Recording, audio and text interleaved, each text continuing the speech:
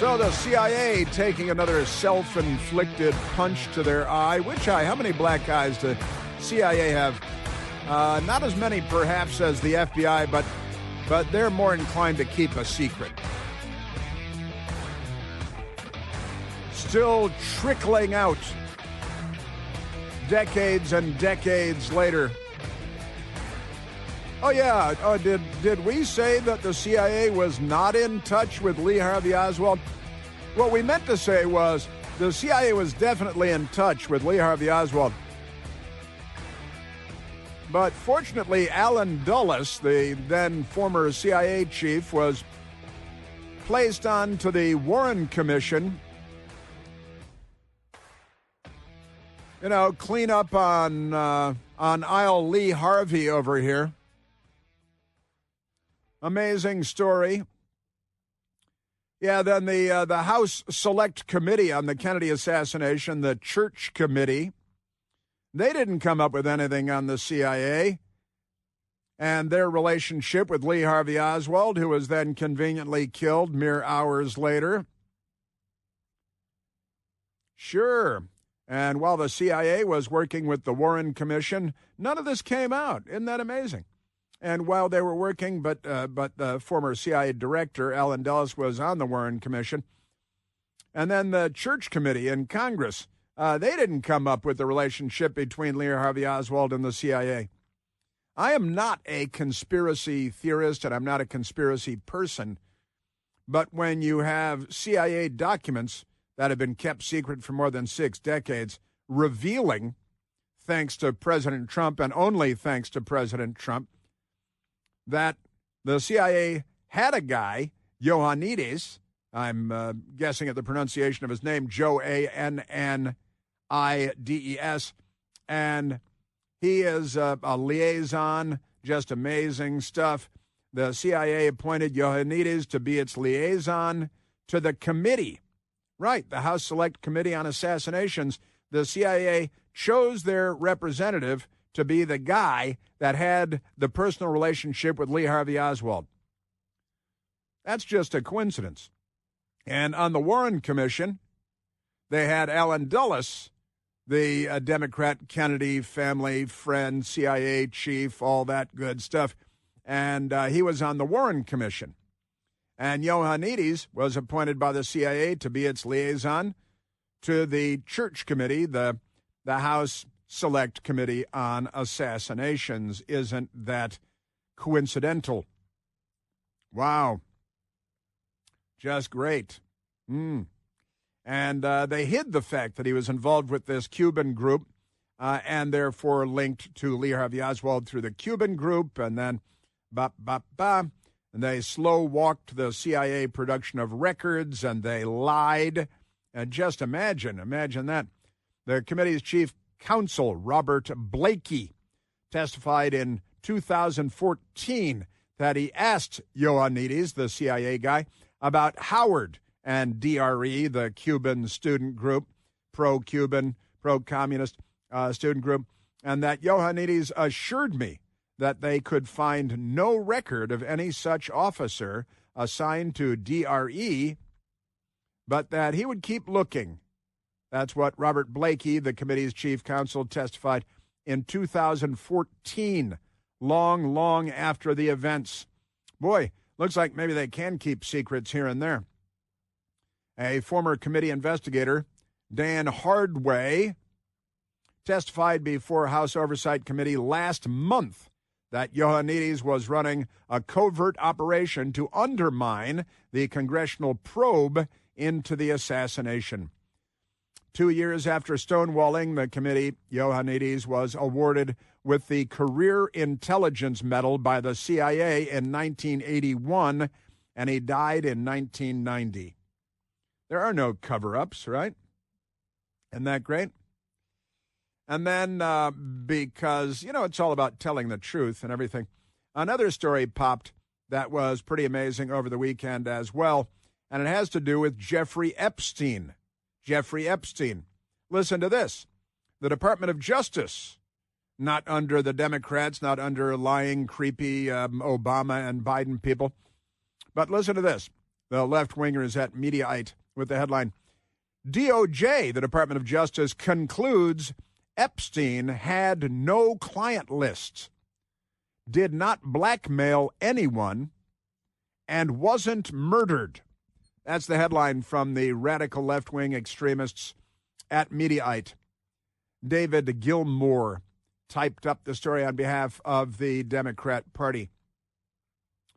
President Donald Trump's Department of Justice and FBI have concluded there was no Jeffrey Epstein client lists, no evidence he was blackmailing prominent individuals, and no sign that the convicted pedophile was murdered in prison. The 2-page memo obtained by Axios on Monday, isn't that amazing? That's today, laid out the administration's final position that Jeffrey Epstein died by suicide at the Metropolitan Correctional Center in 2019 while awaiting trial for sex trafficking, and no one else involved in the case will face charges. No one. There will be no charges. No one else will, because I got to tell you, it's our government hard at work day and night. Investigators say they examined hours of footage from August 9th and 10th in 2019, found no suspicious activity in the cell block where Epstein, who was facing federal sex trafficking charges, was held in isolation. Yeah, but he was on suicide watch, and guards were supposed to be close to his cell and be able to see what's going on and hear what's going on. And there's supposed to be cameras in there that recorded digital images, and the cameras didn't record any digital images, and the corrections officers were nowhere to be found anywhere around the cell block where this man was on suicide watch, with all the political implications. The FBI enhanced the relevant footage by increasing its contrast, balancing its color, oh, that's real good, and improving its sharpness for greater clarity and viewability, the memo reads. Well, I'm very impressed with that, except that doesn't impress me at all. You balance the color. That's not the most important thing. The contrast has been improved, and the sharpness for greater clarity, and still nothing. The conclusion that Epstein died by suicide is further supported by video footage from the common area of the Special Housing Unit, and then actually they abbreviated in parentheses with SHU, because, well, now we're all going to start using SHU as everyday terminology, where Epstein was housed at the time of his death. The memo continues. The Department of Justice also released both raw and enhanced versions of the video, but the links to the footage are no longer working. Our government, I got to tell you, the memo also found there was no incriminating client lists. That's very convenient for everyone involved. Related to widespread claims that Epstein had amassed a cache of blackmail evidence against prominent individuals, there was no credible evidence for this claim, the Justice Department memo says. The release comes after FBI Director Kash Patel and Deputy Director Dan Bongino, both of whom were public skeptics of the official narrative around Epstein before taking up their roles, said that an FBI review of available materials had backed the claim Epstein died by suicide. He killed himself, Bongino said bluntly on Fox News last month. I've seen the whole file. Questions about Epstein's elite ties, which include claimed associations with Trump. That's a left-wing outlet. That's what they're focused on there. Still echo in right-wing media. Yeah, I'm sorry, Bill Clinton and Lolita One and the Island and how many Democrats? I think 100 Democrats are on the flight, whatever you call it, the list of people that have flown on his plane and gone to his private island, and then we know the rest. I think, yeah. So which include claimed association with Trump. We know that Trump knew Jeffrey Epstein. They were New York rich people. They went to the same fundraisers. I think he kicked him out. He kicked Epstein out of, was it Mar-a-Lago? There was an event at Mar-a-Lago years ago, and Trump kicked him out because he thought he was creepy and didn't like. And if Epstein had anybody to attack and blackmail, I think maybe Trump would be on the shortest of short list. Yeah, it still echoes in right-wing media. This is left-wing media writing about it, as it still echoes in left-wing media. Especially after a February document dump was panned for lacking new material. Investigators, however, now argue there are no legal grounds to pursue uncharged individuals and insist no further disclosures are appropriate or warranted. Ghislaine Maxwell, Epstein's longtime associate, who drummed up the underage girls and moved them around and stuff, remains the only person sentenced in connection with his sex trafficking ring. She's serving a 20-year prison sentence.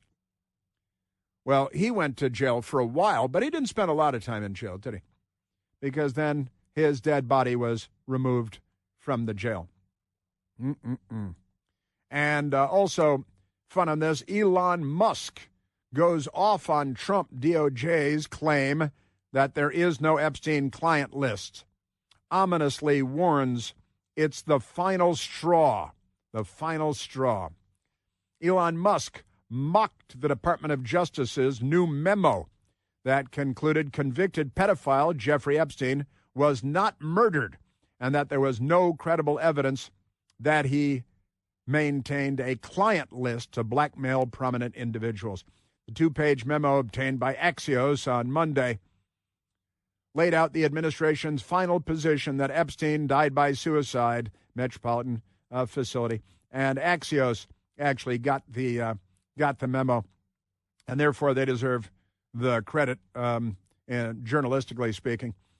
So President Trump's Justice Department and FBI concluded there's no evidence that he was blackmailing anybody, no evidence that there is a list of clients. How can there not be a list of clients? Maybe it's not called a client list. Maybe they should look for the list of creepy guys, something like that. Maybe it's called something else. But Axios has that story as well. Isn't it amazing? Yes, it is. Just extraordinary times we're living in. And so the Justice Department and the FBI, once again, and on it goes. Amazing times we're living in. Man. And I still haven't gotten to the horrible flood in Texas. I have that for you coming up with the latest as it is being updated even as we speak.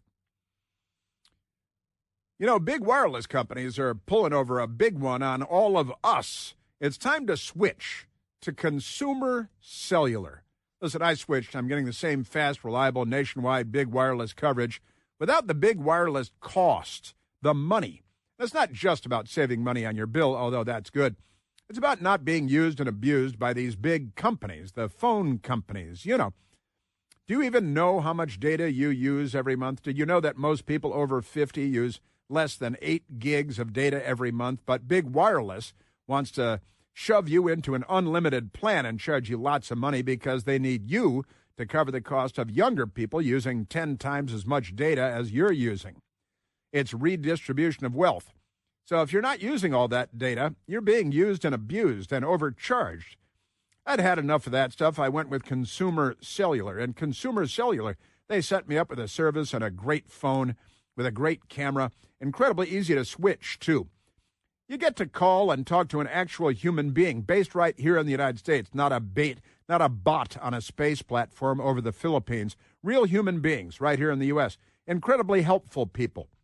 And it only takes about 20 minutes for you to make the switch.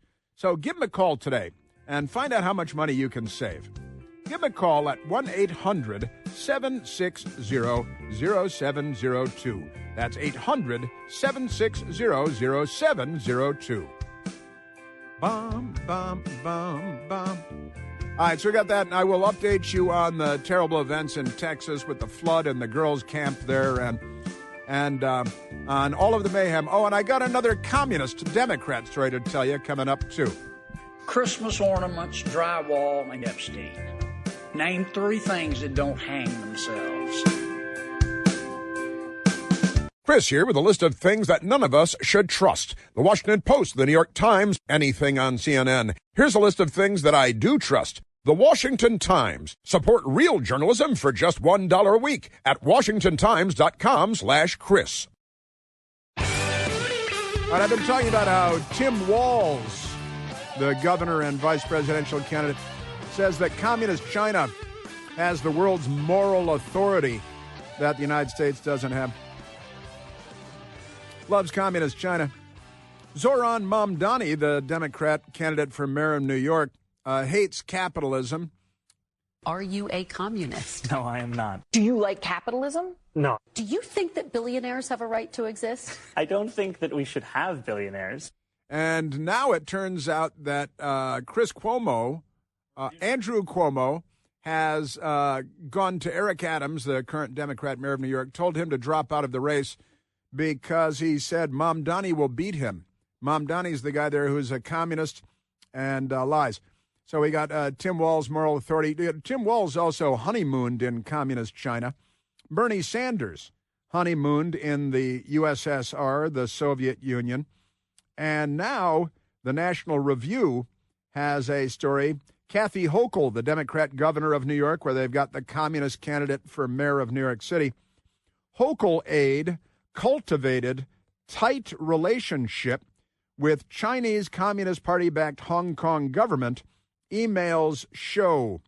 A senior aide in the administration of New York Governor Kathy Hochul maintained a warm and enthusiastic working relationship with the officials from the Chinese Communist Party, right? The Communist Party-controlled government of Hong Kong long after Beijing began a crackdown on the city's pro-democracy movement. The New York Chinese consulate's efforts to subvert the state government were well established. Now, this reminds me of, Fang Fang and Eric Swalwell, Democrat. He was in a city council in a small city in California having a long-time sexual affair with a Chinese communist honeypot secret agent that goes by Fang Fang. And she ushered him from the city council in California to the House of Representatives in Washington to the Intelligence Committee for the Democrat Party. Amazing stuff. The Democrats and communism. Bernie Sanders honeymooning in the USSR. Tim Walz honeymooning in communist China. Tim Walz saying, communist China has the moral authority that we don't have. The front page of the Washington Post today, influencers cast Russia as haven of morality. I think I see a trend emerging here. And there's been another armed attack on ICE in Texas. That's coming up.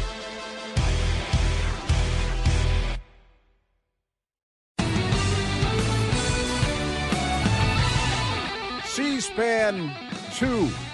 C-SPAN 2 today.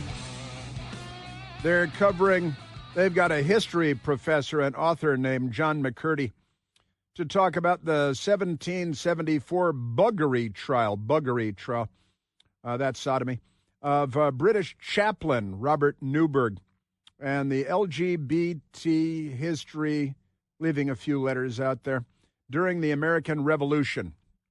Because on C-SPAN, it's the, we just had the 4th of July, so it's the gay revolution, the American Revolution, the gay of him, buggery, buggery. Any chance you get to use the word buggery, I think, is always fun. Yeah, and the Democrats, they're really something. All right, now we have this, and this is an amazing story I just mentioned. New York City Mayor Eric Adams says that Andrew Cuomo is pushing him to drop out of the race to maximize his chances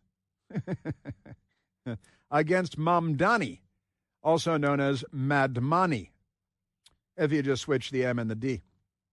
The Democrat Party is they're really, really something. So Cuomo, whose father was the governor, then he was the governor, then he was forced out of office in disgrace and in shame, and now he's telling Eric Adams, who will go down in history as a disgrace and a shame, to drop out of the race so that Cuomo has a better chance of winning the mayor's mansion.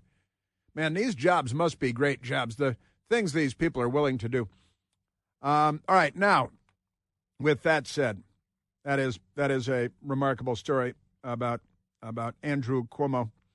But I mentioned that there has been another attack. I described earlier the attack on an ICE facility in Texas, where one law enforcement official was shot in the neck, and they arrested eight people armed, wearing body armor, wearing masks, attacking an ICE facility in Texas, right?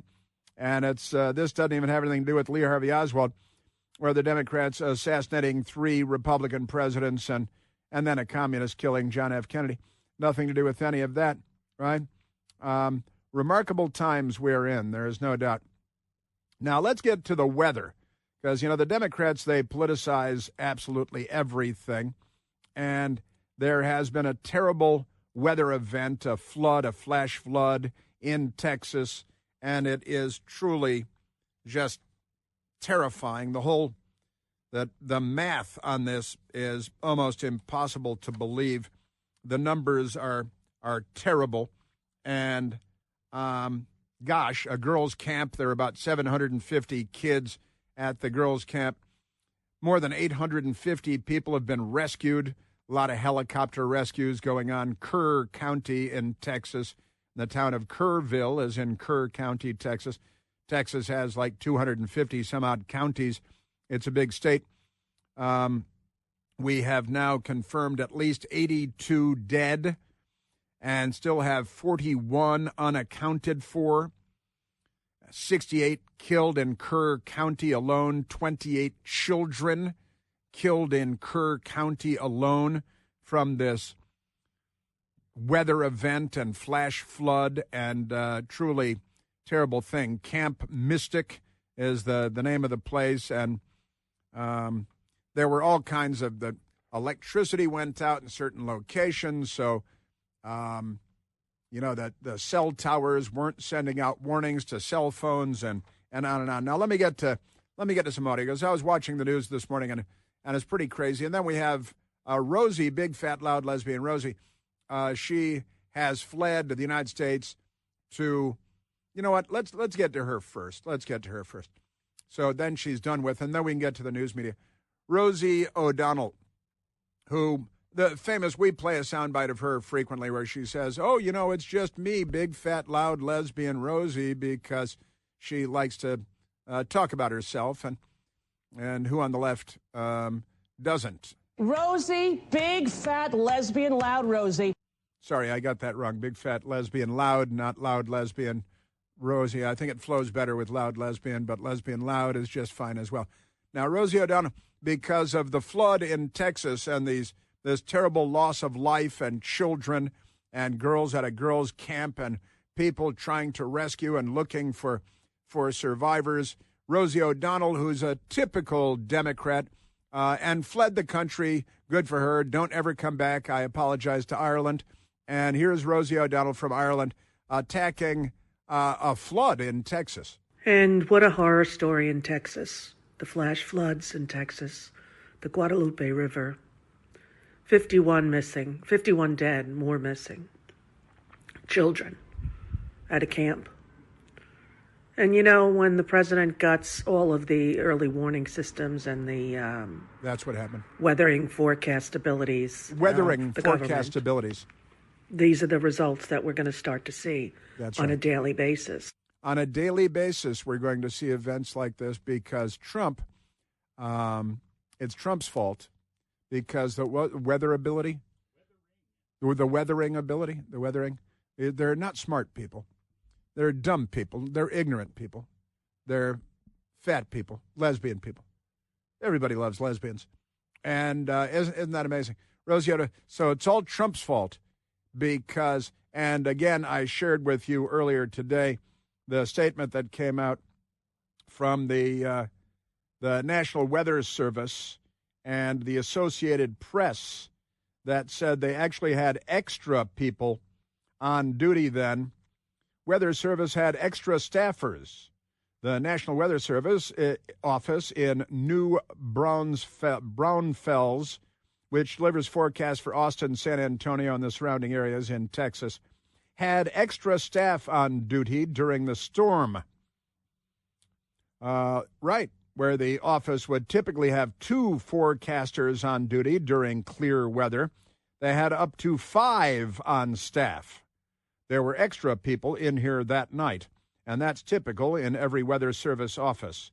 You staff up for an event and bring people in on overtime and hold people over, a spokesman said. And here's Rosie O'Donnell. She's a perfectly ordinary, typical Democrat. He's put this country in so much danger by his horrible, horrible decisions and this ridiculously immoral bill that he just signed into law. The bill. As Republicans cheered, people will die as a result, and they've started already. Ask her what's in the bill. Shame on him. Shame on every GOP sycophant who's listening and following the disastrous decisions of this mentally incapacitated POTUS. The sycophant. That's a person that is in sync with another fant or something. They don't know the words. They use the words, but they don't know what they mean.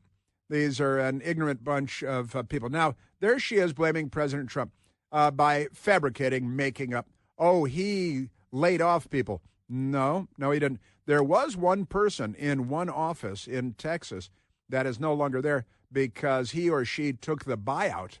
But keep in mind, government only government can save you, and it must grow forever. See it now. That sounds completely ridiculous, right? Blaming Trump for this weather tragedy, which you knew immediately they're going to blame on climate change. But then they blame Trump because he's only been in office this time for less than 6 months now, but he's already in charge of the climate. He controls the climate and the weather, and everybody's going to die. CNN has a fake reporter named Betsy Klein. There are a couple of important questions to follow here. Number one is the National Weather Service. This is the agency that is responsible for the country's weather forecasting. They issued a series of alerts on Friday in those very early hours, saying there is going to be life-threatening flooding. Now, it's unclear how many people they were able to reach with those warnings. We heard in that news conference that there are some people that didn't even have cell service where they were, who were impacted. It's also the middle of the night. What's also unclear is whether cuts to this agency impacted how those warnings were disseminated. Disseminated, that's a big word for a little girl. The National Weather Service put out warnings. Is that the key to this? Some people didn't have cell service. Is that the fault of the National Weather Service or the federal government? Is that the fault of electricity outages? Where did I see the idiot Democrats over the weekend demanding, I think it's North Carolina, that Duke Energy has to cut emissions by 70% in 5 years? See that? So we're going to be without electricity in the United States before. You know, there's the old joke about the Democrats. What do the Democrats use to light their homes before candles? The Democrats use to light their homes before candles. And the answer is electricity. So there's Betsy Klein. And and there was no cell service because there was electricity out in a lot of places because of the storms. And when the electricity is out, then your cell towers won't send you the government warnings, and you won't know that there's a storm, and you won't know what to do. Dana Bash, her ex-husband was an Obama administration official. The director of the NWS union told CNN the Austin San Antonio office is missing a warning coordination meteorologist due to the Trump administration's buyouts. Do you have any indication whether the Trump administration's cuts helped play a role in the people in the flood zone not prepared and certainly not evacuated? We're trying hard to pin this tale on Trump, and the union, which wants more people, not fewer people, said that one person was cut. We then learned that actually the person took a buyout. Congressman Joaquin Castro, a radical extremist. I can't say that conclusively, but I don't think it's helpful to have missing key personnel from the National Weather Service not in place to help prevent these tragedies. Not in place. Now, what did I just read from the National Weather Service? That the National Weather Service delivers broadcast for those areas, said they actually had extra people. They typically have 2 people on duty. They had 5 on staff. So everything the media tells you is a lie. The Reverend Al Sharpton, one of my favorites. But how concerned are you in light of this with the country's readiness for extreme weather right now headed into the hurricane season? That's a tough one. Not right now, headed into the hurricane season. It could be. Would they call it hurricane season for any reason? Just amazing. He's talking to the radical anti-Semite communist Democrat congressman and Democrat leader in the House, Hakeem Jeffries. I think we are going to have to figure out what happened, why did it happen, and how do we prevent this type of tragedy from ever happening again. And so the question of readiness is certainly something that Congress should be able to explore in a bipartisan way, particularly as we head into a summer where we can expect intensifying extreme weather events hitting massive parts of the United States of America throughout July, August, into the fall. You mean in hurricane season? You mean in hurricane season we might expect hurricanes? Is that, you genius, what you're... I'm predicting hurricanes in the hurricane season. And when winter comes, he's going to come back and predict snow and cold weather. Isn't that great? Sure. And it's wonderful. That's your Democrat Party. You got to prevent it from happening. Yeah, where's Congress? You guys have to stop rain. You should stop the sky. Should stop the earth from turning. So it's always noon here in Washington, D.C. Aren't they amazing? There is a Texas state representative who is not a complete rectal aperture, and his name is Wes Verdell. Wes Verdell was on the television this morning in the 5 a.m. hour. I was watching it for you because that's when I get up. Wes Verdell, Texas Republican, talking about, and he's down there in the midst of it. He represents the area where the camp is. We've seen some very big floods come through. 2018, there was something similar, but it wasn't even, it still doesn't match this. And if you talk to anyone around here, they'll tell you it's not a 100-year flood, it's a 500-year flood or more. And the Democrats immediately politicize everything, point the finger, blame their political enemies, while they're shooting up ICE facilities in Texas with armed gangs because we're a third world beephole country as long as the Democrats are in charge. And Wes Verdell talking about some amazing things that I heard this morning. One of the local officials was down on the river between 3 and 4, and he didn't see any issues with the rain or with the river. He had a little bit of mist at 4 o'clock, and then by the time he got home, flash flood calls were coming in from everywhere. It was quick and unexpected. The waters rose by 27 feet in less than an hour, according to multiple reports. A young woman, a girl named Cassie McCarley, and Cassie McCarley was at the camp, and she told this horrifying story. I put on my name tag because I was scared that if water's coming out next to our other cabins, that our cabin might be next. And I just put it on just for safekeeping, saying in my head I was saying, if something does happen and I do get swept away, at least I'll have my name on my body. At least I'll have my name on my body. The girl was expecting to be swept away, and she was calm, cool, and focused this morning. She was quite amazing.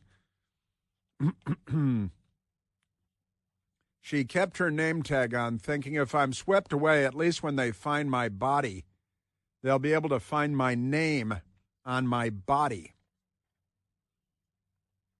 It's a horrifying event in Texas, a weather event. The Democrat Party, communist ISIS supporters that they are, immediately politicized it. And what else did they do, Michael? They racialized it. They politicized it, and they tried to create a racial division there because they're not liberals.